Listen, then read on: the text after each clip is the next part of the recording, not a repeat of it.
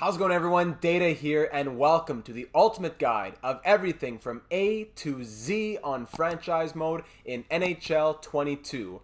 In this video, I'm going to be bringing you through literally everything, whether you be an absolute newbie to franchise mode or you're an experienced veteran looking for a few extra tips and tricks that I do. This is the video for you.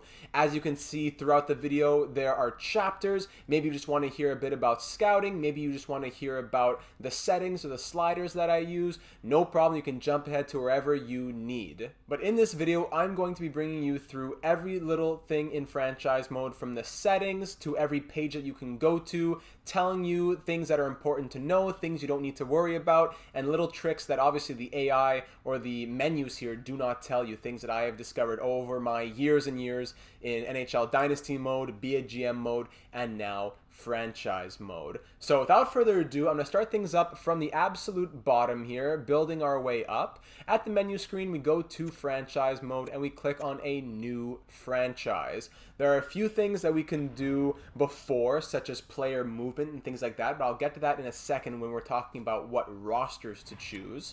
So when you come to franchise mode, you have three options. Classic, which means you choose any of the 32 NHL teams. 32 team expansion draft, which means that you are the Seattle Kraken, not that you're going to be turning, not classic mode Seattle Kraken where the team is already created for you, but expansion draft Seattle Kraken where you will draft the team according to the protection lists that were made available by the other 30 NHL teams, not 31 because Vegas was not there. So you start at the expansion draft. Note that if you do this, you're starting in the month of June or July. That means that the actual offseason in the NHL will be redone. Everyone who is a free agent in the NHL in the real world will be a free agent in this world, which means obviously they will not be signing at the same contracts to the same teams. So I would recommend, if you are going to play with Seattle and you want to change up their roster, do that in the roster editing screen, which I'll get to in a moment, and go with Classic and choose Seattle, as opposed to messing up the entire offseason if you want the rosters to be realistic. Or your third option is a 33rd team expansion draft. You start the expansion draft, once again, redoing the offseason, but you will have the 33rd team in the NHL. So Seattle's already here, Seattle's already created, and you're putting in another team into the NHL. You can kind of think about it when teams in the early 2000s like Minnesota and Nashville, teams came in 2 in 1 year, Florida, Anaheim, 2 in 1 year. Those weren't the exact ones, but it was all in that range. In the late 90s and so forth. So once again, I would also recommend, if you want to put in a custom team, you can do it in classic mode, but it's that you're replacing another team. So if I created my own team and I put it in the classic mode, that means I'm removing a team from the NHL. For example, I'll be removing Arizona or removing Ottawa, one of the lower rated teams. So if I put in a GM mode name when I'm going in the normal mode here, I choose a team, blah, blah, blah, let's say Ottawa, I would press square at the bottom left there, substitute team, and it would give me my list of created teams that I created in the creation zone, but obviously I didn't create any, so none of them are here. For example, the Hartford Whalers, they let you choose teams pre-created, Minnesota North Stars, Quebec Nordiques, that's really fun. But if it's one that I created, it would be substitution or the 33rd team. So that is pretty much the three options that you can choose. We'll call this guide. That would be the name of the GM mode here. I'm going to be taking Le Canadien Montréal. Why not? Just for fun. I'm a Habs fan. Wouldn't hurt to just take the Canadiens. And now here's the division realignment. What you can do, this is a fun thing. You can realign the divisions. For example, if I want to do an all-Canadian division, go back in time, or just to last season, or just completely change it up for fun, I can just swap the Canadiens and the Rangers. I can swap the Panthers and the Islanders. I can do whatever I want to do. Reality can be whatever I want it to be. You pull a Thanos, you realign the entire NHL. Most people do not touch this, but feel free to go to town if you want to do that. Press continue, and now here's where we get into some settings. So let me bring you through these slowly. Owner mode enables features such as budgets, revenue, relocation, owner goals, GM firing, promotions, and more. I'll keep it on when we go into the franchise mode just to get a look at what everything is. Personally, I always turn this off. The budget is too restrictive. You're not able to sign enough scouts and coaches that you need. Revenue, it's whatever. Relocation, that can be cool if you want to relocate the franchise. Owner goals can sometimes be pretty unrealistic, which lead to GM firings, even when you have really good seasons. Promotion nights are fun if you want to go into the game, you see the bobblehead and all that. But then it's, you're really caught up into the menial tasks that mean nothing. You're focusing on bathroom level 2, parking lot level 3, stuff like that the owner of a team would be delegating, and you're being bogged down in the calendar because, oh, don't forget those renovations, exit the sim, go to a new screen. You don't need that. Personally, I always turn this off. Fantasy draft. This you only turn on if you're doing a fantasy draft, obviously. It's on or it's off. It's not on and you can turn some things off. Like for the head coach edits lines, you can turn it on and turn it off later. No, fantasy draft, it's one and done right here. If you turn on the fantasy draft, you're going to be brought to a new screen. Let's say I'm the Canadians. I can choose between 1 and 32, and we redraft the entire NHL. So that can be extremely fun. McDavid goes to the Kings, and Crosby goes to the Senators, whatever. It's really fun to be able to do that as if you're doing fantasy hockey on Yahoo or something like that. NHL salary cap. Play with the cap on or off. Now, I'm going to quickly just tell you that when you go into a franchise mode, the salaries are not accurate. The salaries are not accounting for LTIR, long-term injured reserve. In the NHL, there are players who are injured long-term who are put on this thing called LTIR, and that frees up cap space. But the game does not know how to reconcile this. For example, the Montreal Canadiens have about 8 million, over 8 million in LTIR because Shea Weber, who's costing 7.8, is most likely done for his career, but his contract is still there. Paul Byron making 3.4 is also on LTIR, so that frees up a lot of money. They gave it to guys like Mike Hoffman in free agency, David Savard, and now they're over the salary cap. So how does this get reconciled? Let's say, for example, Nick Suzuki's extension is 7.85 million or whatever. Now it gets reduced to 7 million or 7.2 million. So, and everyone's contract gets reduced by maybe 500K to 600K, and then everyone's salary is going to be there. That's okay, but it doesn't really make it realistic. A team like Montreal or a team like Toronto or Tampa Bay that have really, they've made their bed, now they got to lie in it. I feel like they should not be punished, but they should be held accountable to those contracts in a franchise mode. It's not so fun if Tampa wins in year 1, but then also wins in year 2, 3, 4, 5 because they have salary cap to make more moves. No, they gave a ton of money to Kucherov, Point, Stamkos, etc. That's okay, but now that's their team. They shouldn't be allowed to have an extra 3, 4, 5, 6 extra million because those contracts all got reduced. So all that to say, I keep the salary cap on. To change the salary caps, I'm going to get into that in a moment when we go back to edit rosters before we start up the franchise mode in just a couple minutes. And I actually wrote an article for Puckpedia. I'll put a little picture here, link in the description, everything, talking about what contracts you need to alter before you start your franchise mode to keep teams cap compliant. We'll get to that in a little bit. GM firing, this goes with owner mode. Basically, do you want to let yourself be fired or not if you're not doing well? You can keep owner mode off, but turn off the firing, so keep that in mind as well. CPU trades, do you want the computers to be able to trade players to one another? I think it's quite realistic to say yes. Player morale, here we go. This setting allows you to manage your players' morale and team chemistry. Once again, this is something I always turn off. We're going to keep it on for the moment. Great idea, but still needs to be fixed more. Like, for example, if I have a player who gets a concussion and they're out for 2 months, so 8 weeks, and then after 7 weeks, the player comes and he says, oh, my injury is now a playable injury. Can you put me in the lineup?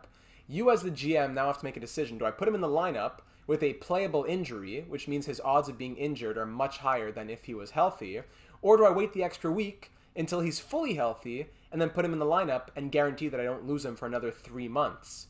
I always want to wait until the player's fully healthy because the EA voodoo is going to get me, and my player who is just out for 2 months is going to be out for another 2 months. Because you waited that extra week, that player who was an 88 overall now says, I hate you, I can't believe you're not giving me ice time, blah, blah, blah, blah, blah. And before you know it, he's an 81 overall with terrible morale, and his trade value just plummeted from half a bar to barely anything, and you can't even trade him for a 7th round pick because he's an 81 overall making too much money, and then you're just stuck in a loop of disaster. So, all that to say, I hate player morale. I think it's a great idea, but it needs to be fixed. The conversations are very stale. They're always the same. I want more ice time. Okay, I'll give you ice time. Thank you, or you gave me ice time, or no, I'm upset you still didn't give it to me, even though I did give it to you. Falls apart. So, moving on to Fog of War, also the same kind of idea that it's a good in theory, but it also falls apart. Like, I think that Fog of War could be tweaked a little bit. It hides the attributes of NHL and AHL players. To reveal those attributes, you must scout the players. So I fully agree. If I want to know if a player fits my second line or my penalty kill, if I want to know if they fit my coach's lineup, it makes sense that I spend a week and I send a scout to go and scout them. But you're going to tell me that I can't even know that the player is a good skater, or that he's a good shooter, or that he's an overall that's like 90 or something. You know, like in the real world, I type it on YouTube, I watch his highlights, and it's easy as that. I don't need to send a scout for a week to know, oh man, his skating is actually 4.5 stars. Oh, I thought it was 2 stars. So, Fog of War, it's a good idea, but I wish a bit more was revealed. I wish there was a bit of a middle ground between, it doesn't tell you everything, that you have to send out a scout to really get to know them, but at the same time, like 80%, 85% of what you need. I feel like it's either you're totally in the dark, or you need to send scouts for multiple weeks, and you might as well quit your school, quit your job, and play on franchise mode 9 to 5 every day, because you need to manage 20 scouts in different countries to get everybody's attributes. So once again, I turn this off. You can keep it on. We'll keep it on because we'll play with everything on just to get a feel for everything, but I turn it off. Head coach edits lines. This will determine how much the CPU manages the roster for the user team. Basically, whenever there's an injury or something, the coach will just fix the lineup. I also turn this off because I set the lines. I have a certain chemistry set. If there's an injury, I'd rather just go in and replace the player and then fix the lines myself. I don't trust the head coach because it's the computer. It's not a competent human being, unfortunately. They'll put that 81 overall in your fourth line goes to the first line, and your 86 on the second line drops to the fourth line, or a healthy scratch. I don't need that garbage. So I just turn it off. Don't need that in my life. Thank you for for the effort, for your help, but I do not need it. Auto owner mode. This setting allows the CPU to control all the aspects of owner mode for the user team. So basically, owner mode is on, but it's all done automatically. This includes the finances, budgets, and upgrading and maintaining facilities. I find it kind of odd. Like, if you're going to play with owner mode on, you may as well keep auto owner mode off. If you're going to turn this on, if you're going to keep this off, you may as well turn owner mode off in the first place. So I don't really get why you would do auto if you want it turned on. But hey, that's a possibility for you.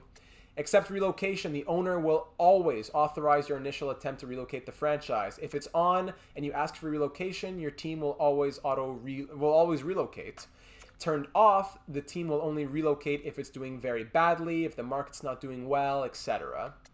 Auto-sign free agents. This determines whether or not the CPU will automatically handle free agent signings for the user team. So, at the end of the season, your team's contracts are running out, July 1st comes around, you have a hole on your third line, the computer will go out and sign a random 83 overall guy and get it done for you. Once again, personally, I always keep this off. I wanted to keep control of my own signings. That's kind of a main thing to do in franchise mode, so no need, thank you. And auto staff management, last thing here, this setting will have the CPU hire or fire coaches and hire scouts for the user team. Basically, that's exactly what it is. If this is turned on, important note, if this is turned on, you will not be able to go to the hire staff screen.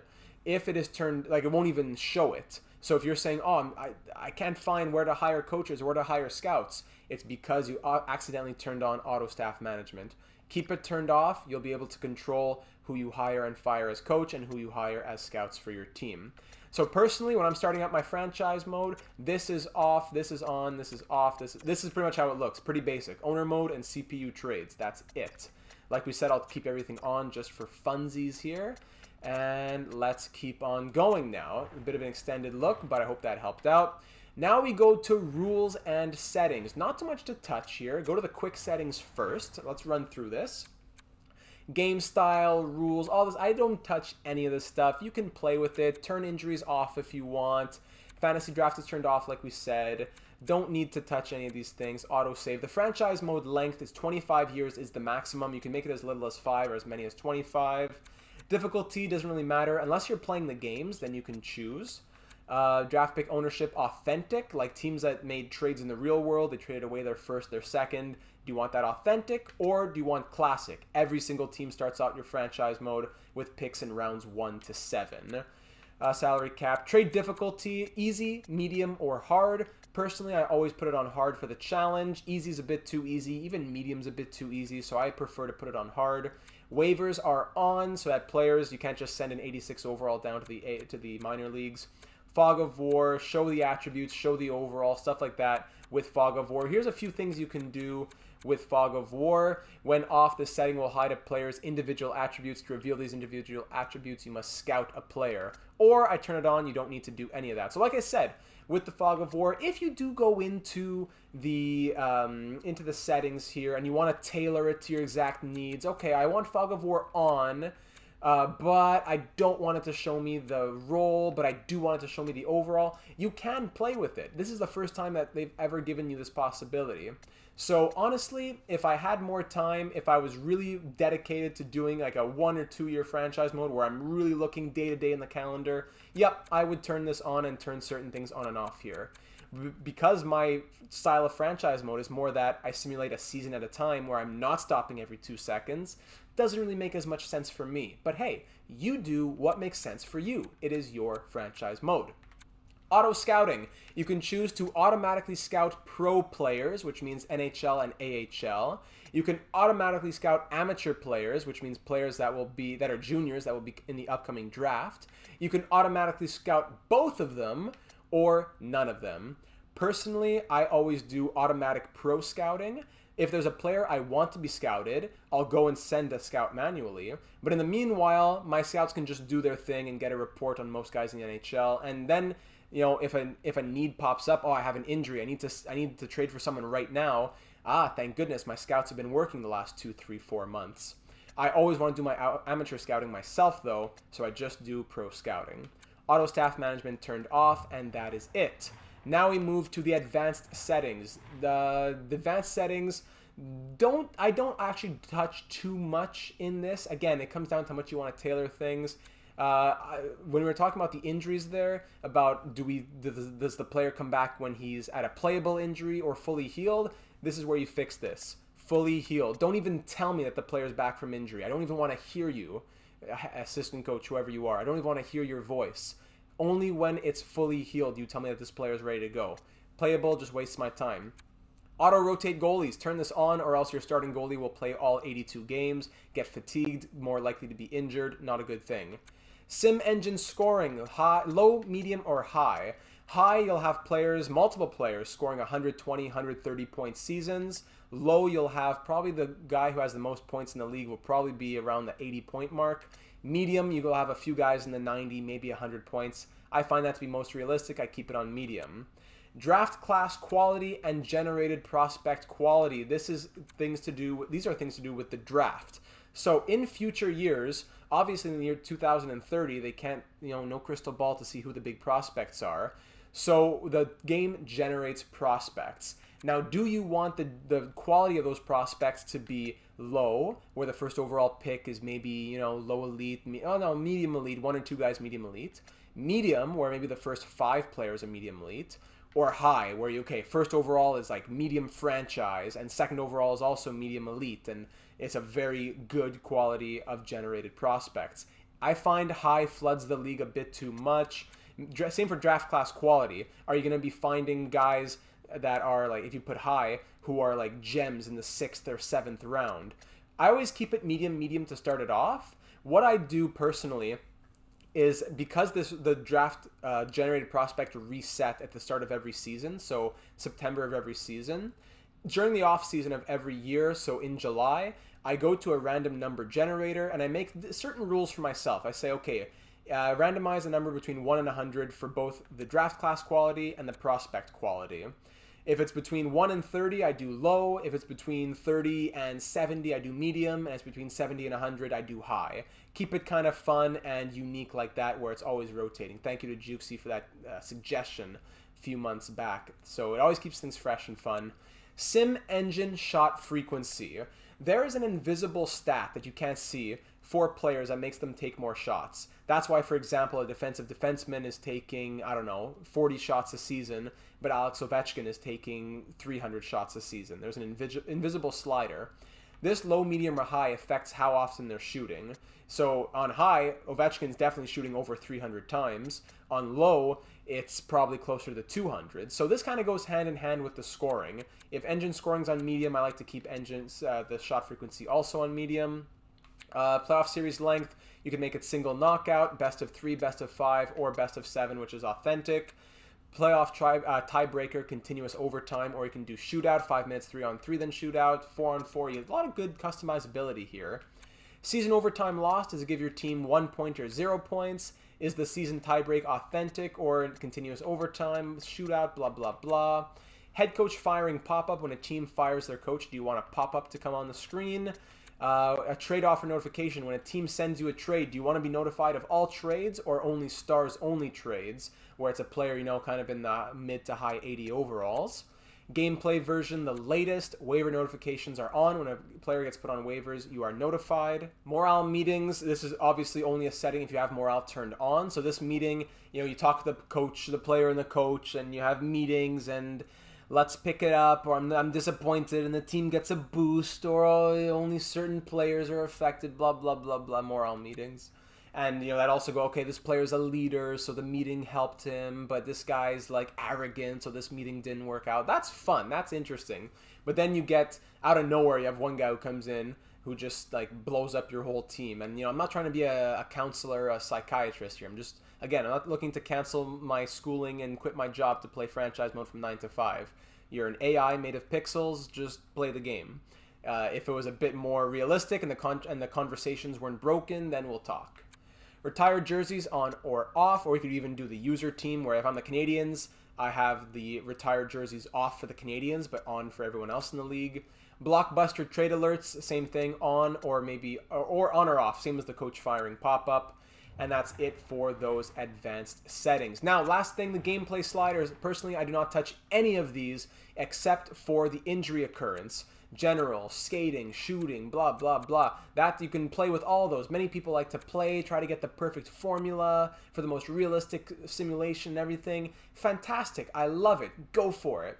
Personally, I just don't. So I'm sure there's a lot of other people who do, who could tell you some more things. I find it's realistic enough. If McDavid's scoring 85 points, but he should have been scoring 95 points, and a slider could have fixed that, maybe, you know, you play with it. Injury occurrence, 50 on 100, you will be stopping in a simulation probably at least once a week for an injury, day-to-day injury, big injury. This kills me, especially as a guy who likes to simulate one season at a time or half a season at a time. It takes forever. My recommendation, 15 on 100. The range is probably 15 to 20 on 100, 20 on the higher side there. 15 on 100, you still get a good amount of injuries, sometimes an annoying amount of injuries. You can even go down to 12. To be honest, the range is more like 12 to 20. But 15 is a nice little sweet spot. Sometimes it's annoying, but sometimes you have no injuries for a little while. So I find 15 to be a good spot. Now, before we start the career, we need to... Well, actually, we can start the career because it's going to ask us a question. Yeah, there it is. Salary cap warning. Are you sure you want the salary cap on? The system will now fix some teams that are non-cap compliant before continuing. You press yes, keep salary cap on. Even though I fixed all the salary caps and all the teams already are cap compliant, it seems to say this anyways. I'm not sure why. So if you know that you made the changes, you know that you can trust yourself, keep salary cap on, and then it will start up the franchise mode. Alright, so now here we are at the beginning of the franchise mode. You're at the beginning of September, right before the preseason, and you have your roster according to the roster that you created before the franchise mode started up. So let me bring you back out of the franchise mode. So I exit out of the franchise mode, I come back to the main screen here, and I go over to rosters. manage your rosters. You can click on the active roster, which you can manage different ones. For example, I could create a custom roster for fun, but then I want to have a realistic franchise mode. So for example, on custom roster 1 right here, on October the 15th, I made a roster with some created players. Owen Power, Matty Beniers, guys like that. You'll note that in the franchise mode, you might be saying, oh, how come there are prospects missing from these teams? Well, let me tell you right away, you're not looking in the wrong place. EA only has the rights to every league in the world, basically, except for the KHL, which is the Russian league, and the American leagues, which, like the Big Ten, Michigan University, leagues like that. Therefore, a prospect such as Owen Power, the first overall pick to the Sabres last year, who plays for Michigan, although he's been drafted by Buffalo, he has not yet played for Buffalo and is still in the American system, which EA does not have rights for. Therefore, no player can be in the game until they have played at least one game in the NHL, or they play for a league that EA has the rights to. If they're playing in Sweden, Finland, Germany, Switzerland, they're all there in the game. But if they're playing in the US or playing in Russia, they are not. Therefore, Yaroslav Askarov, goalie prospect on the Predators, guys like that, you create them yourself. There's many good walkthroughs on YouTube. I personally use Super Highway Gaming. He makes a lot of good guides. I don't even know him. It's not a plug. Just that's what I like to do. He does good stuff. I would recommend that you use his guides. He has guides for the big guys as well as the small guys, from like 6th round picks and back. So you choose which roster you want. So if I wanted to use those created players, I would click X on custom roster 1. But no, I'm using custom roster 2, which was online roster 2, EA's rosters, that I edited, and then it created custom roster 2. So pretty much my roster and EA's roster work together here. In the future, when roster sharing is available, that'll be a whole different story. You don't need to do any of this. You can just get a trusted roster in December when roster sharing is available, but unfortunately it does not exist yet. Now, edit player is the first thing you want to know about, because that's where you can fix the salaries. Look at all the leagues that EA has the rights to, right? So I go to the NHL. Let's say I go to, I don't know, the Tampa Bay Lightning, a team that is strapped for the cap right now. Actually, not Tampa. I'm going to go to Toronto Maple Leafs. I made a change to Toronto Maple Leafs here. You'll see that Matthews is making 11.64. Marner's making 11.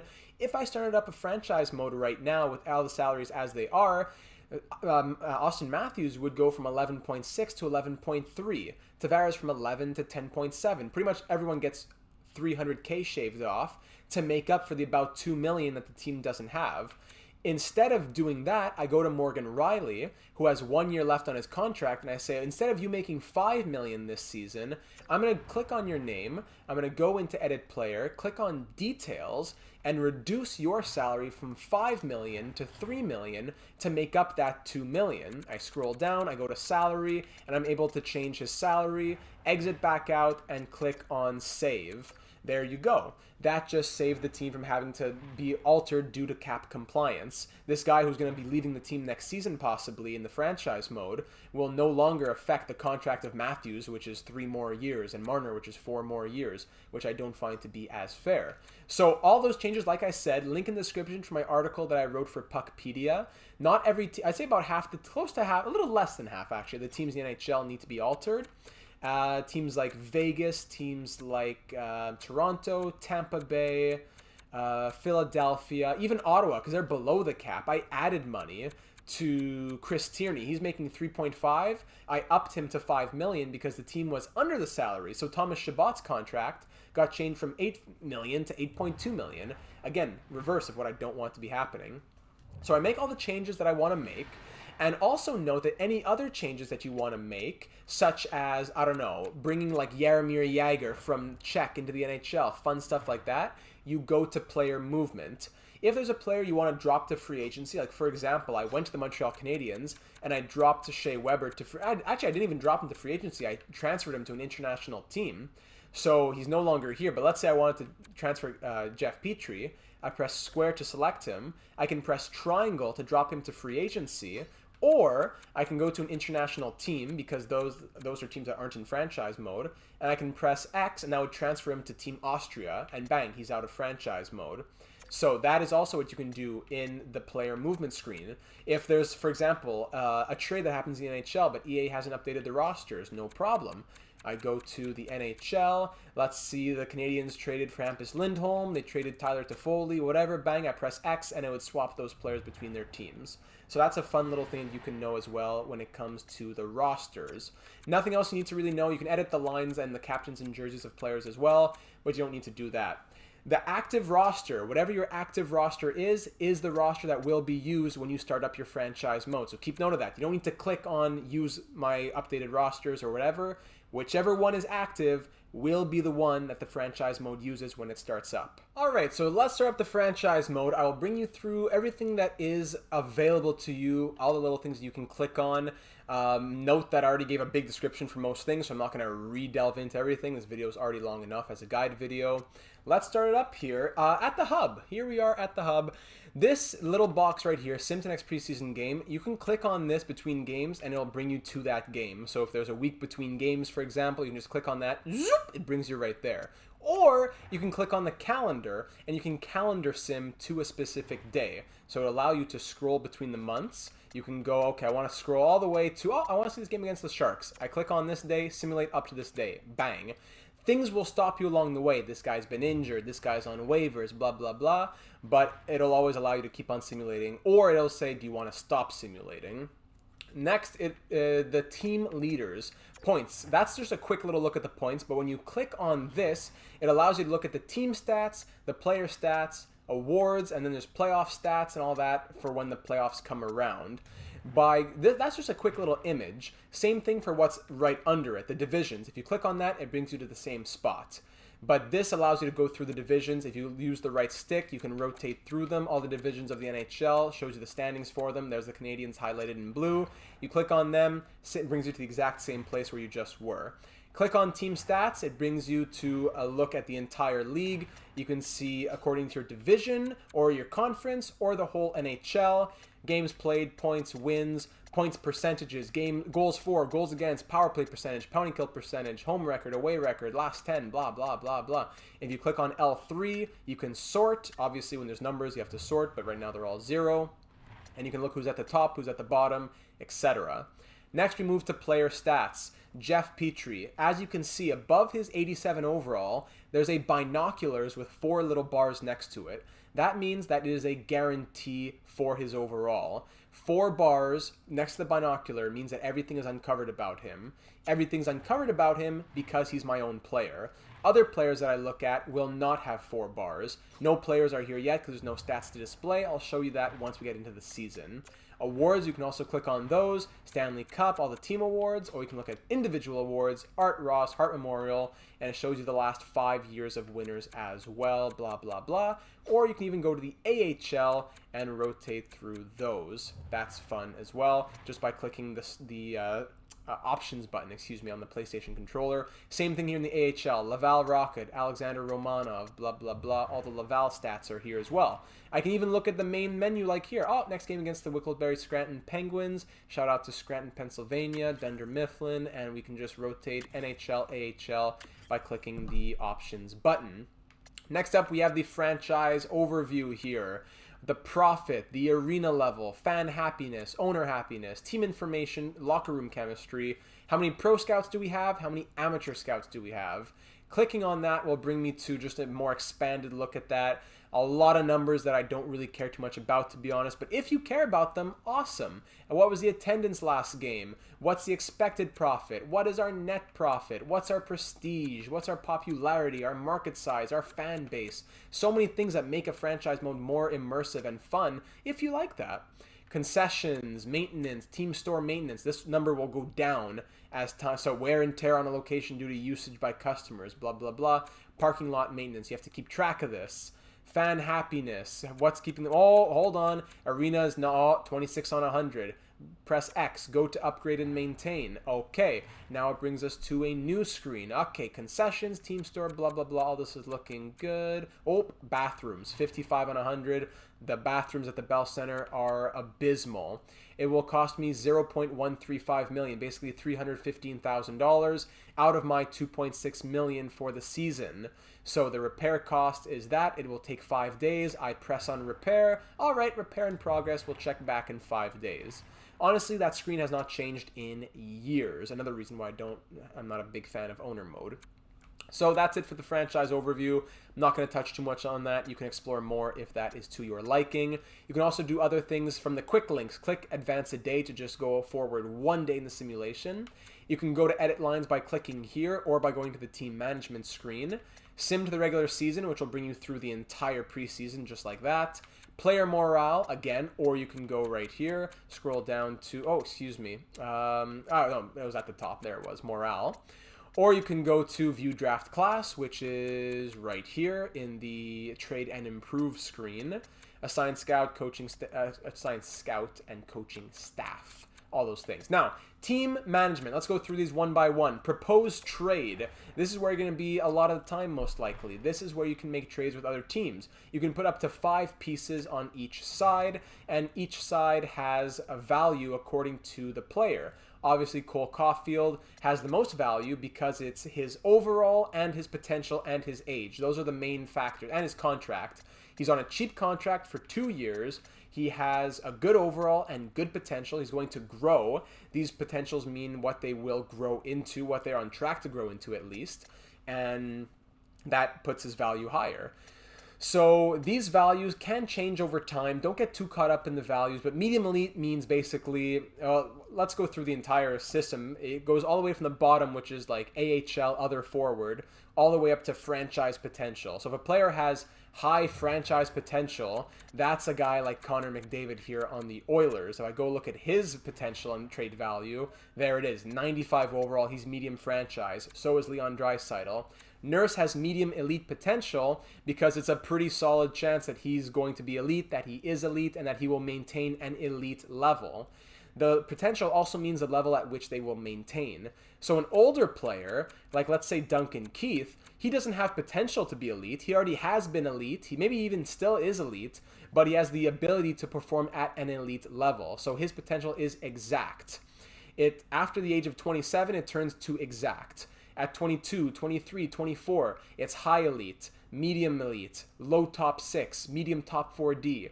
But as soon as he hits 27, 28, it locks in because that's his potential pretty much for the rest of his career. It's not going to be a big change from then on out. Not super realistic, but that's how the system works. If you want to improve your potential, go from top 6 to elite or from elite to franchise. Do that in your younger years, not in your older years, EA is saying, pretty much. So you can choose your players, you can put them on the block, you can choose multiple by pressing square, you can choose players, you can go according to all skaters, you can look at goalies. If you want to trade for goalies, you look at the goalie screen. You can look at rookie skaters who match the other team's trade block. So I want to trade with Anaheim or is it Edmonton. These are the players that meet the kind of players that they are looking for right now.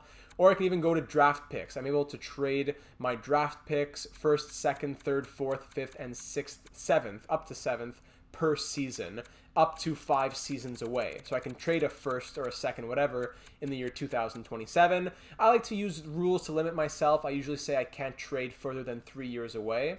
So if I was playing a franchise mode right now, I'd say, okay, I'm only going to allow myself to trade picks from 2023, 2022, 23, or 24. Then you can go to other teams. You can go and look, okay, who is on their block? Skaters matching block. Who are they interested in trading away? Okay, these are guys they're interested in trading. Okay, interesting. They're interested in trading Patrick Hornquist. Okay, I know his potential. I know his overall. Okay, now I'm interested. But look at the Oilers. Back on the Oilers, for example, this prospect here, Bourgault, it's only 3 bars medium elite and 1 bar that his overall is a 69 and 2 bars that his trade value is that high. Maybe it's a lot lower. If I think his trade value is that high and I send, okay, let me send him a 1st and a 2nd round pick, and they say, okay, thanks so much. Because in reality, his trade value was a lot lower. So make sure, if you have Fog of War on, before you make a trade, figure out what their actual trade value, potential, and overall is, so you get an accurate idea of who you're receiving and who you're going to be sending back in terms of trade value. So that's pretty much all you need to know about trading. You can also retain salary as well. I forgot that last mention here. So Jeff Petrie, for example, I can click on triangle and I can start to retain salary. Okay, Edmonton can't afford to take on his contract. I can retain up to 50% of 2 separate contracts during the course of 1 season. So I could retain up to 3.125 million on his contract, but that'll cost me for the next 4 years.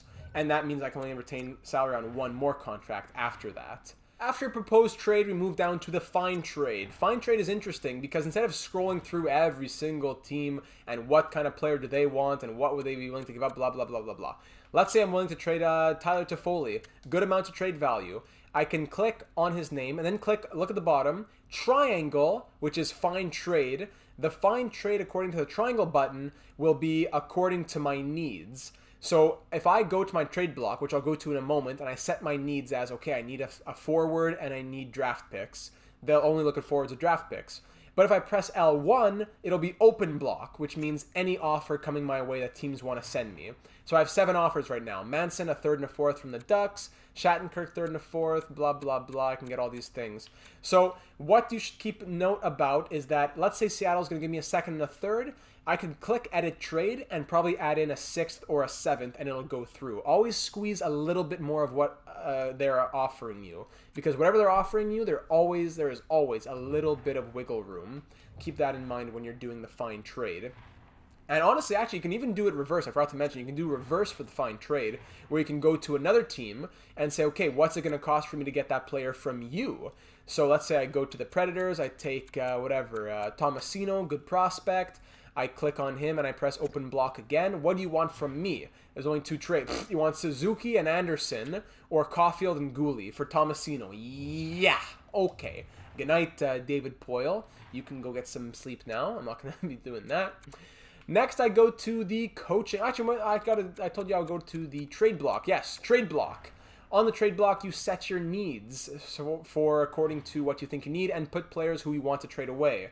If you want to trade away Allen, Paling, etc., put them on the block. They will be more likely. You will be more likely to receive offers for those players.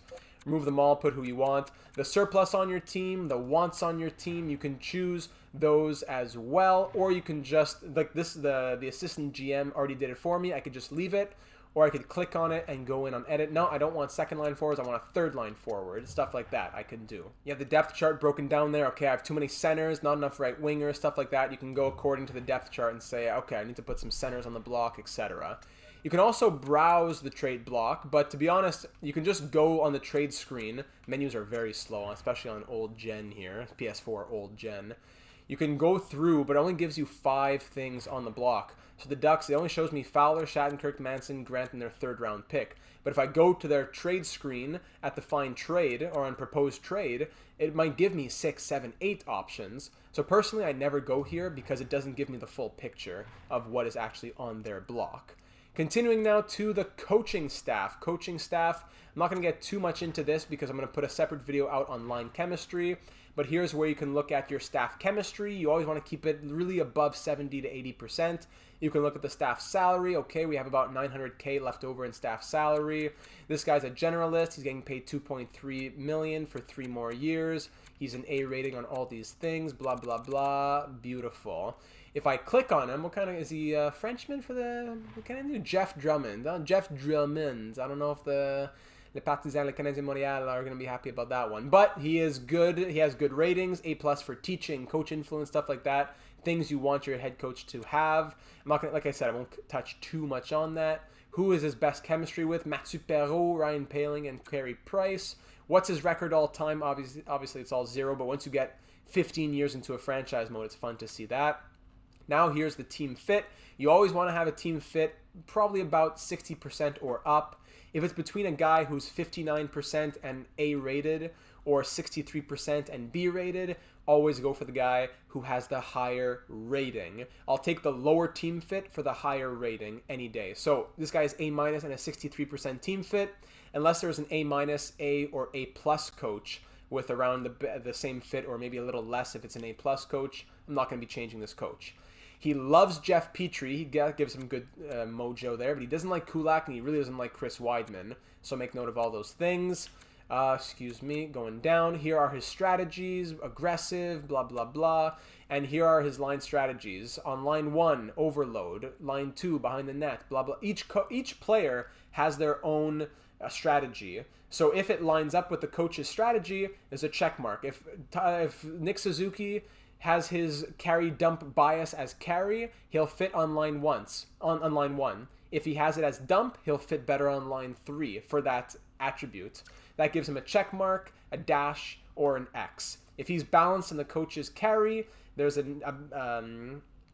dash. If he's carry but the coach is balanced, there's also a dash. But if he's carry and he's dump, two opposites, there's a red X, and that hurts the line score.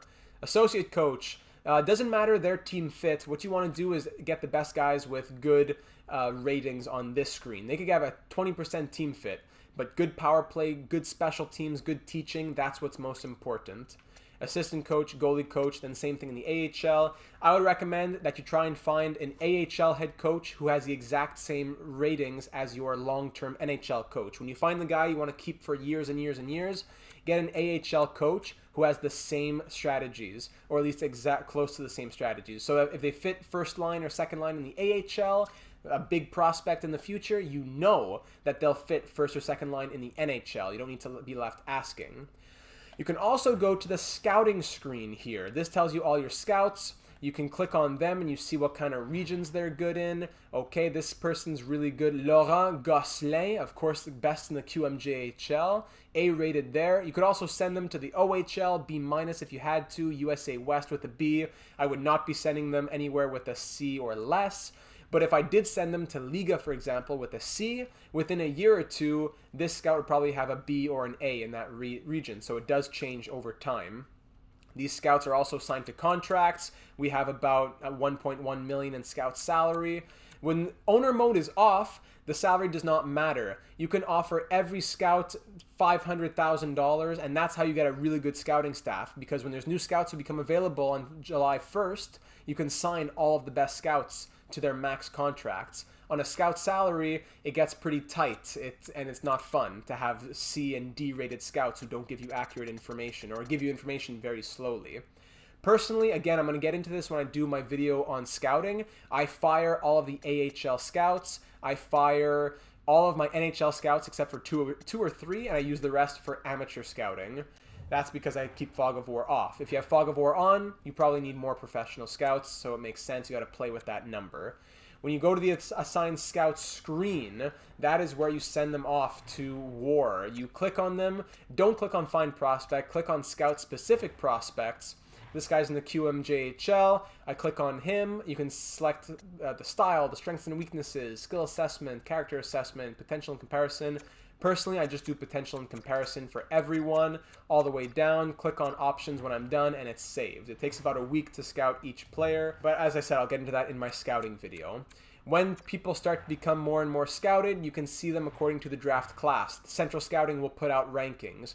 Right now, this generated prospect, Lassie Ramo, is scouted as Central Scouting number 1. Shane Wright, a real prospect in the real world, he's currently number 2.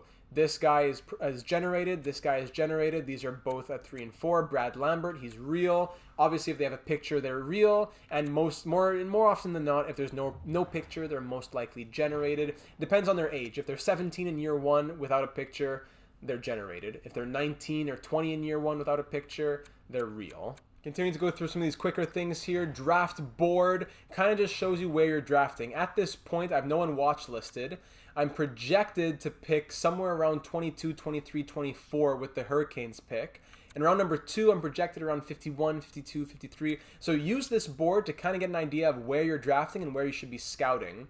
For example, if I have a pick number 1 here, and then I didn't have any of these picks until pick number 4, which is around 118, 119, 120, unless I'm planning on trading for a pick, I don't need to scout anyone from like 30 to 100. So I can just save my time and really focus my scouting on places wherein I have a pick. Now I'm like, okay, my forward depth chart is an E. My defensive depth chart is an E. Yeah, I don't know. Depth is an E. I don't know about that. That's a really harsh rating. Well, goalie depth is an A+. Okay. So, okay, I don't need goalies. It's a strength, but it says I need forwards or defense. I can go and check that if I... but you can just use your eyes for that. I don't know if it's really super necessary. Next, you can scroll down like I already said. So, look, come on, these menus. Player search is the last thing to look at in this box here. Player search is very helpful because it helps you to look for the player that you don't even know that you're looking for, to be honest. You might say, okay, man, my bottom six is killing me. Okay, I need a forward, third line. Nah, I need a fourth line forward. Not a rookie, though. So, like, let's say he's 25, 26. I don't have... Actually, my salary cap's pretty tight right now. It has to be under 4 million. Under 4 million. Next year I have an extension kicking in. These are all things to take into consideration. Okay, it has to be a 2-year contract or less. And you know, then I'm gonna go. I need his overall to be at least 80 overall, but not too. Obviously, he's a fourth liner, so it won't be that high. So max like 82. I could also say, okay, it's struggling defensively, so I want my fourth line to have. This fourth liner to have at least 80 defensive awareness. Okay, now I press search. Who pops up? 0. You know what? My mistake was that the player role is too restrictive. Sometimes it's a third line person you put on your fourth line, or the guy at the depth forward who goes on your fourth line. So my mistake, I actually never usually put player role. So you determine the player role. You just said 80 to 82 overall. That's the player role. So forget the player role. You don't need to look at that. Now, here they come. 73 options. There you go. Because Grant, for example, is listed as because I don't have them scouted. That's why it's fog of war. I don't even know who a fourth line forward is, so forget it. Anyways, all these guys pop up. I sort by overall. These guys are 82 guarantee. Okay, I think about who to trade for, blah, blah, blah, and then I go from there. So player search can be very helpful when you have an idea of what you're looking for, but you don't know who. You watch list players as well, and then they go right underneath here. So I could go to the trade screen.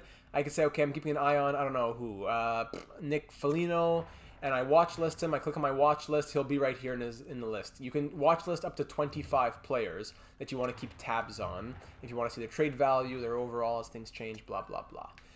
Okay, into manage roster now. Edit line screen. Again, I'll get into this more when it comes to the line chemistry video. The most important thing that you need to remember at this point is, no head coach, thank you, is the line fit. So, Jonathan Drouin. Carry dump is a check mark, then you get an X, 2 dashes, and a check mark. So his line score right now, if the greens are +1, the reds are -1, and the dashes are 0, his line score is a 1.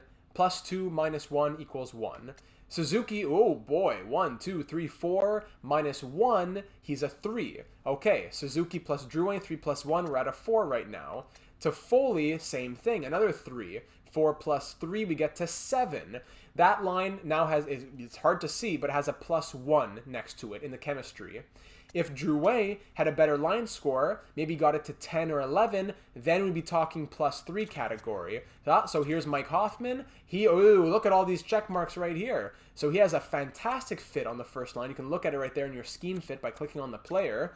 So he, with all check marks, gives this line a +2. Bang, there we go. It's a good line right there for chemistry.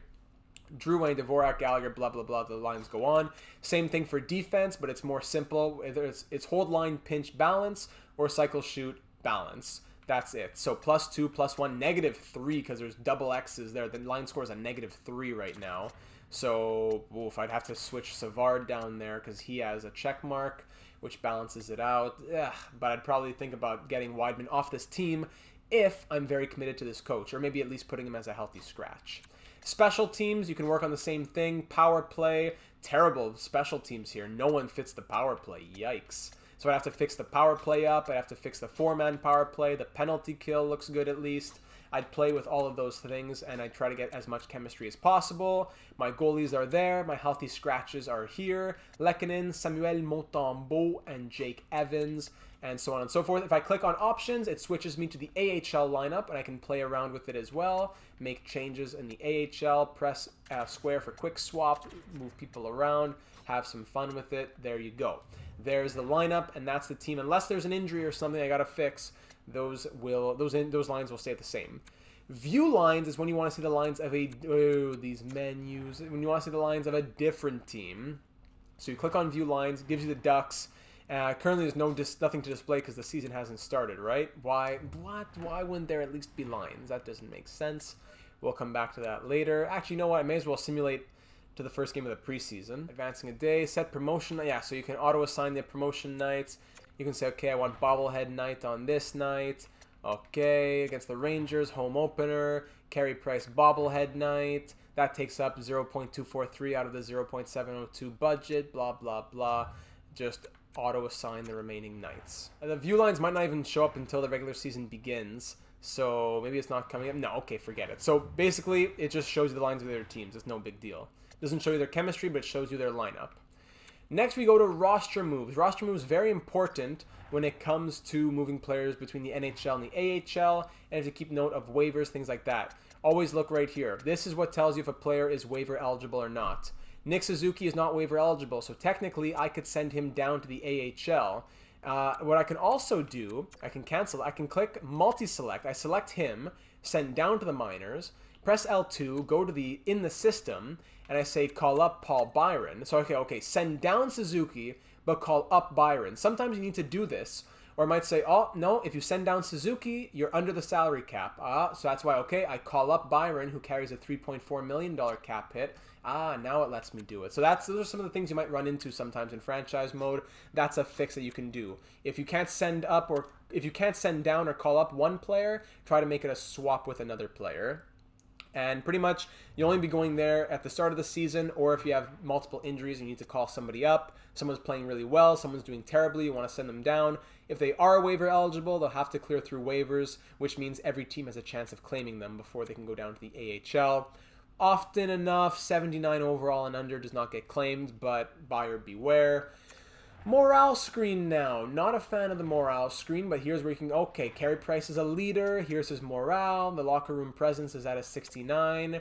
His currently morale is happy. He's happy. He is friends with Gallagher. High chemistry with Sherratt, Paquette, and Lehkonen. No low chemistry with anybody.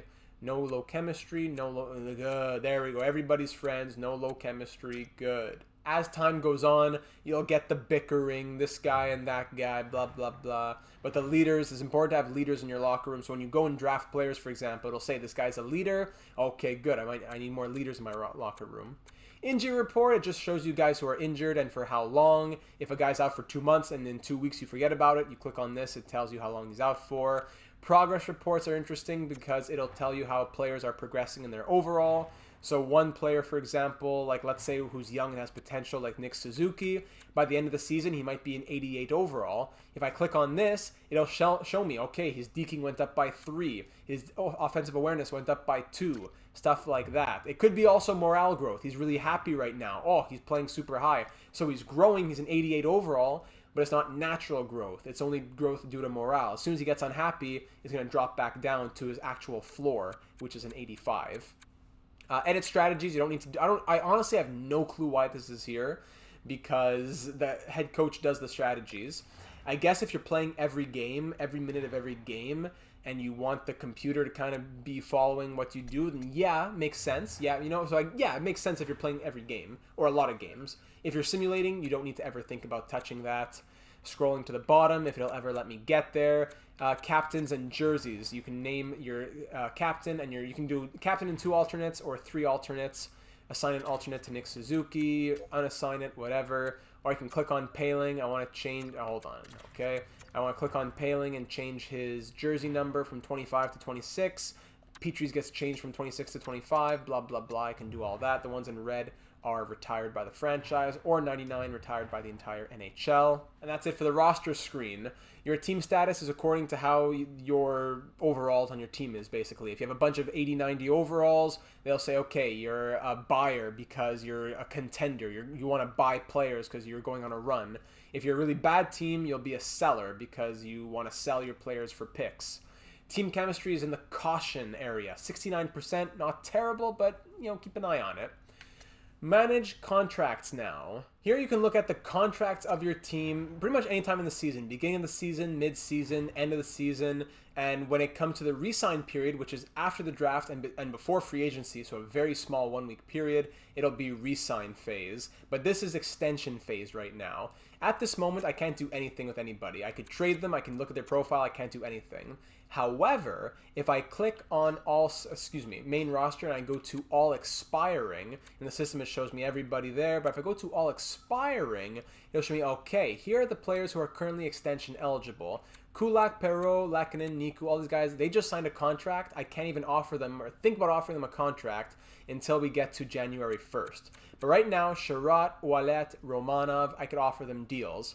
At the end of his deal, Sherratt will be a UFA. If I offer him a contract extension, he currently wants, look up, not here, look up. He wants 3 years at $2.4 million.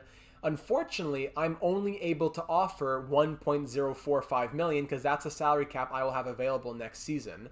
So if I was a manager of the Canadiens in a franchise mode, I would definitely trade Byron right away. That would free up some money, and I could send him a contract for not 3.3 years for $2.4 million though, because here's a secret you should remember at all times. Whatever the player is asking for, take out your calculator and offer him 85%. I go in my calculator, 2.4 multiplied by 0.85 equals 2.04 million. If you got to round it up, for example, to 2.045, that's what you offer him. Never below 85, but also 85 or a bit more. He would sign 3 years for 2.045 million. Sometimes, especially with morale turned on, they'll say, oh, you didn't give me the ice time. I thought this team was going to be better. They take out their violin. They do a song. So that's another reason why I don't turn morale on. Here's your money. Take it. Go play in Pixel Land. I don't need you to be giving me this whole thing about your family and this and that when I'm offering you millions of dollars. And you've been playing a lot of good minutes. Don't get me started. So anyways, they will always almost always accept 85% unless extraneous circumstances present themselves, such as whatever morale stuff you want to talk about. Romanov would take and also you could play with the years. 1 year he'd take 1.450, but the system knows that he's going to grow as a good player. If I give him an 8-year deal, he wants much more money. And look at the expiry status. If I sign him for 1, 2, 3, 4, if I sign him for up to 4 years, at the end of his contract, he'll be a restricted free agent. If I sign him for 5, 6, 7, or 8 years, he'll be an unrestricted free agent. An unrestricted free agent, if you do not sign them, they go straight to free agency on July 1st. You do not own their rights. A restricted free agent, you can do something called qualifying. If you qualify them at a certain point, it's not actually because like there'd be arbitration and blah blah blah in the real world. Here it's that if no one signs them if you don't sign them, or if no one sends an offer sheet after a certain amount of time, they will just sign back for a 1-year deal at whatever they were making last season. So for example, if I qualify Romanov and I don't send him a contract, and neither does any other team in the NHL, he'd sign back for 1 year at $0.895 million. But what I'd rather do is just qualify him. He wants $3 million. Now it's too much. I'm going to wait till August, and when his demand's going to go down a little bit, play with that. I would recommend you watch one of my off-season videos, any of them from my franchise mode series on my channel, if you really want to see how an off-season works. I can't tell you everything here. Here are the unsigned players. Your unsigned players, by the way, if they're in a junior league, like in North America, and you sign them, they cannot come to your team in the NHL. Sorry, in the AHL. So, for example, this guy Oliver Kapanen, he was a second-round pick in the real world, but he's playing in Sweden. No, in Finland. He's playing in Finland right now. So if I sign him, I can play him. If he doesn't make the NHL, I can play him in Laval, the AHL, is what I'm trying to say. However, if I go to Danil Sobolev, who's playing on the Windsor Spitfires, he cannot play in the AHL. He is not eligible until he is 20 years of age or older. Therefore, if I sign him, he can only play in the NHL or the juniors. So if I sign him and he plays in the juniors, am I just burning a year of his contract? Well, not if I don't play. There's no point, to be honest. Wait to sign his entry-level contract until he's ready to make your AHL team by being 20 years or older, or he's ready to make your NHL team because he is, 78 overall or higher. Moving on now to free agents. Obviously, there's a much more interesting place on July 1st, but when you start up your franchise mode, there are players in the real world who are still free agents. For example, I dropped Shea Weber to free agency, but look, there's 5 teams interested in him. He's going to get signed. It messed up the realism, whatever. Always send him to an international team so that this doesn't happen. Goaltenders, for example, Tuukka Rask is still out here. He has teams interested in him. You can sort by potential. You can sort by overall. You can do a bunch of different things, but that's the free agency screen. If there's team interested, like let's say on Weber there was 5 teams interested. For Rask there was 1 team interested. If there are teams interested, you got to offer them, always got to go higher than what they're asking for, basically. But if no one's interested, maybe you can try and lowball them a little bit. That's the difficulty with free agency. It costs a lot of money. Hire staff screen, you can hire staff. If you want to hire a new head coach, this guy Callahan, I send him a contract, give him a bunch of money, I tell him he'll be my head coach, I send him a contract, bang. But I have to make sure that I fire my head coach and make my associate coach my interim head coach, so that when this coach gets hired, he slots into the head coach role. Pending free agents, if you want to see who the players in the upcoming free agency class are, if they don't get signed by their teams, that is. And lastly, offer sheet compensation. I was talking about RFAs and offer sheets. If I have an RFA, like Suzuki, if he didn't have an extension and he was a restricted free agent and a team wanted to offer him an $8.5 million contract, if I were to let Suzuki go, I would receive this season's first, second, and third round pick and next season's first round pick. So there's always a compensation for losing an RFA if you do lose one, but for a UFA, they are just purely gone, unrestricted.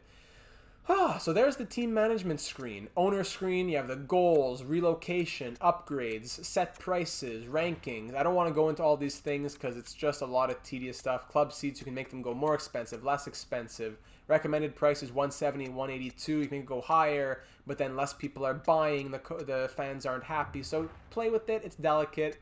The budgets, the promotions. I'm not going to go into every single one of these screens. This is for you to explore if you would like to. It's pretty fun if you like this. Lastly, we have the league here. Message center, of course, it's always hockey analyst with the same picture. They can't even just create a name. Like I create a name right now. Anthony McGillney. Bang. Just created a name. There you go. That could be the hockey analyst. I don't know why it always says hockey analyst. Edit player. So for edit player, once the franchise mode has begun, you cannot edit a player's salary, their overall, etc. You cannot touch that anymore. However, what you can do is go into the edit player screen and edit things like their appearance or the equipment that they like to use. Can you really make them go crazy? I don't know if you can. Yeah, you can't touch their head, but you can change their beard. Yeah, that's what you can do. Make their beard longer, stuff like that. And most importantly, in NHL 22, you can affect their abilities. So he has the Ice Pack, Stick 'em Up, and Thunderclap abilities, X Factors.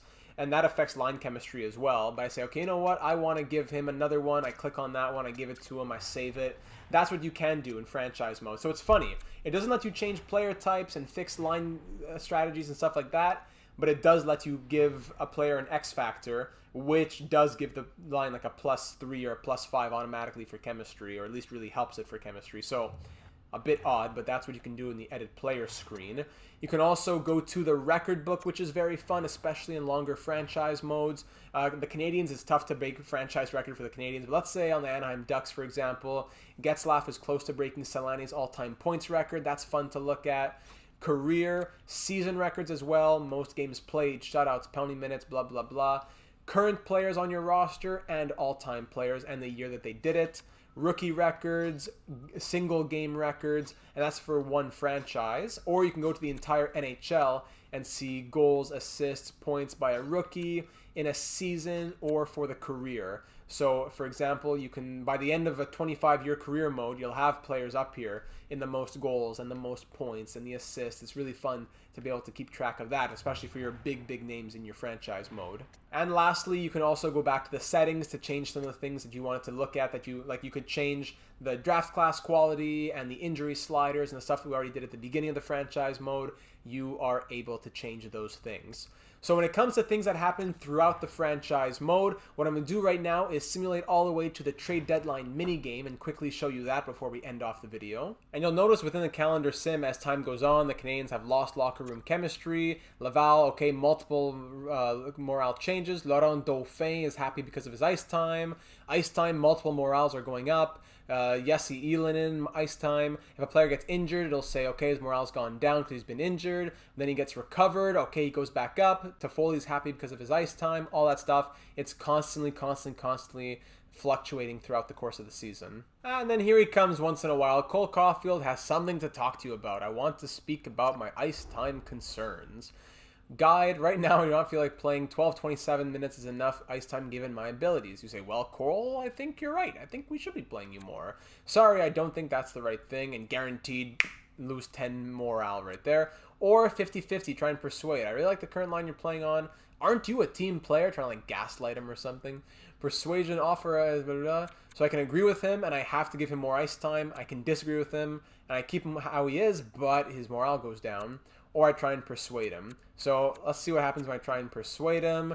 It's going to be green or red. Let's see what happens. Ah, there it is. +5. I am a team player, and I will play wherever you need me to, boss. That's what I like to hear. I'm glad we're on the same page. So honestly, that's exact conversation you just saw. It said +5. I get +1. I need ice time, and you can either agree, disagree. And now he wants to apologize for how he's playing out there. I've seen that 100 times. Any suggestions? I don't think, or I can try to persuade. I don't know. Just these get really tiring really fast, to be honest. In my opinion, they either I can promise, blah blah blah. It doesn't really change anything in this simulation, that's for sure. The problem is, then you give him your word, and then if it doesn't happen, he checks back in a couple of weeks. You didn't follow through, and then he drops to a 70 overall. Don't need that in my life. So here we come with the trade deadline now, and what you can do is set your trade block needs. Going into the deadline, I may be a really good team, but I might not really be a buyer. I might be a conservative buyer, blah, blah, blah. Or I can keep my current block. I'll call myself a buyer. We'll go into the trade deadline minigame. But do beware, if you go into the simulation, into the deadline minigame, and you make a trade, whatever lines you made, they will be set back to best lines. So if I perfectly tailored my lines throughout the season for my power play, my penalty kill, if I make a trade at the deadline, when I exit the deadline, my lines will be totally changed. So keep that in mind. I always like to make my trades before the trade deadline, one day before, so that doesn't happen. Proposed trade, find trade, trading block, blah, blah, blah. It goes from 6 a.m. to 12 p.m. Pacific time, that is. Trade alerts will come at the bottom of the screen as well there. Edmonton trades a first-round pick, Bourgault, and then another first-round pick and a prospect for Letang and another guy. So there's a big move right there as Letang sold. He goes to the Edmonton Oilers. Here are all the top players who are on the block, blah, blah, blah. Another thing that's broken, unfortunately, about the trade deadline minigame is that you'll be in the middle of making a trade, you'll have something that you're working on, and then a trade offer will pop up on your screen. Hey, do you want to trade a 7th round pick for this random player that you don't need? No, I don't. Press decline. Oh, it brings you back to this main screen. So it's frustrating. Malkin and Carter going to the Predators, blah, blah, blah. That's fine. You can click on the trade summary if you want to look at anything.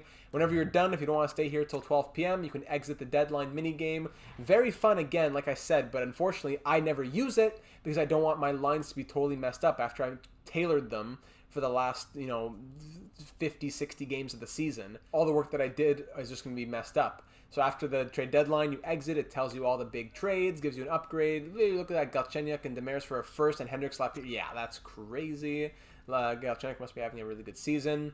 And then I can go ahead and simulate all the way to the end of the season now. So the end of the season has come around. The Montreal Canadiens went 45, 28, and 9. That would be amazing if they could do that in the real world. All the stats are here, like I mentioned earlier. You can sort, okay, how is the power play? Not that great, blah, blah, blah. You can look at that. Throughout the season is great as well, because that's where you can say, okay, we're at the halfway point. Is our penalty kill doing well? I want to tweak it a little bit, etc. That's very nice. Tyler Toffoli, 80-point season from him. You can look at him. You can go to the entire NHL. You can look just at the rookies or the defensemen in the NHL. Stuff like that. That is all very fun and allows you, really creates a story within your franchise mode, which is the most fun part, really. Playoffs will begin now. I'm not going to go ahead and go through each of those very slowly, but let's get to the end of the playoffs just so I can show you the draft. Playoffs coming to an end, looking good. You can sim to the draft once your playoffs have come to an end. It's going to show you the draft lottery order, 6 to 1, 2 to 2, 1 to 3, blah, blah, blah. Central scouting ranking one last time. You can look at the retired players as well. It'll show you the total career numbers for all these guys. Marlowe goes out with over 1,800 games, all that fun stuff. Look at all the different teams, look at all different positions. The first year is always fun because you find gems you forgot even existed. Then it's going to offer you an opportunity to no one who retired became a coach, by the way, but some players who retired became a scout, like Ladd or Chara. Some of the coaches retired. Keep note of that. You can also go to the draft class interviews now with morale on. This is important. If morale is off, it's not important. So okay, let's say I have the first overall pick. I want to interview Shane Wright. I want to know who should I be going for. Thank you so much for inviting me, blah, blah, blah. Let me talk about your skills, your play style, your personality, or end the conversation. You're allowed to get 3 questions. So that allows you to figure out, okay, are they going to be a leader? Are they loyal? Stuff like that. And you're allowed to conduct only 3 interviews, 3 questions each. Bit limiting, but c'est la vie. Then you get to the NHL entry draft here. At the draft, it's pretty simple. If you've played NHLs in the past, you go to your pick, you select the player that you want. So you can either click on the pick and trade for that pick, or just sim to your pick, sim the entire round, or sim the entire draft. If I say sim to my pick, it brings me to pick number 31, and I'll say, okay, eeny, meeny, miny, mo. This guy's 2-bar meeny. Obviously, I don't know anything because of the scouting. Let's say I just take this guy, Quinton Tanaka. Welcome to the Montreal Canadiens. And he is, I don't even know. Even though I drafted him, I don't know anything about him. I need to wait until he plays in my AHL system or my junior system or something where I can scout him a bit more because I didn't scout him yet. I don't know anything about him. That's also a bit annoying about Fog of War. You don't know the stuff that you want to know, even about your own players. You couldn't just like, hey, between you and me, buddy, like, are you a good skater? And like, no, I got to send out scouts to find out if you're a good skater and you play for me. So auto draft the rest. I don't really want to go through all of that. At the end, it'll give you a summary of all the players that you drafted. There'll be unsigned prospects on your team now, and you got to choose when and if you want to sign them. You go now into the re-sign phase. Like I said earlier, you'll have to send qualifying offers to RFAs, or you can sign players who are UFAs. Then you can sim into the free agency period. On July 1st, coaches that weren't renewed, scouts that weren't renewed, all those people are eligible to be signed to contracts. Some people lost morale because they lost friends on the team. Then you go to free agency. You look who's available in the UFAs. RFAs, remember, it'll cost you if you want to get an RFA. UFAs, I sort like that. If I want to look at the RFAs, if I want to send a contract to Matthew Tkachuk, it's going to cost me draft picks, for example. UFAs and all that, this is their asking price, this is how many teams are interested in them, so on and so forth. Always good to sort by potential as well to see if there's any gems like this guy, Ginning, for example. He might be medium elite, 59 overall, 22 years of age. I really don't know anything about this guy, so again, that'll be a tough thing to do with Fog of War on. Last thing you could do if you want is go and check the awards as well. I don't need to do it, but you could check the awards after every season. And that just about wraps it up, my friends. There is everything from A to Z that you want to ever know about franchise mode on NHL 22. If you have any questions at all, please leave them here on YouTube or over on the Discord server. Link in the description. We talk about lots of things, including sports and hockey, but most dominantly we talk about our franchise modes, and we have a fun time sharing our accomplishments and talking about things that went wrong, EA voodoo, things like that. It's a really good time. So if this guide was helpful for you, please leave a like and consider subscribing as well, because a lot of things all franchise mode happen. If you watch the franchise mode series, you'll pick up a lot of other tips and tricks throughout the way. And we have a really fun team, a great community of assistant GMs. We try to put together teams, go on dynasty runs, etc., and it's a fun time. Other guides for things like scouting and line chemistry are coming soon. If you're watching this when the day this comes out or the week this comes out, it's in the coming weeks, but if you're watching this in a couple months from when it gets uploaded, then lucky for you, those videos are already uploaded and they'll be in the end screens, in the end cards at the end of this video. So Hey, thank you so much for taking the time to watch. I hope that this video was helpful. Leave a comment if it was. I would love to hear from you and know that this was helpful for you in some sort of way or fashion.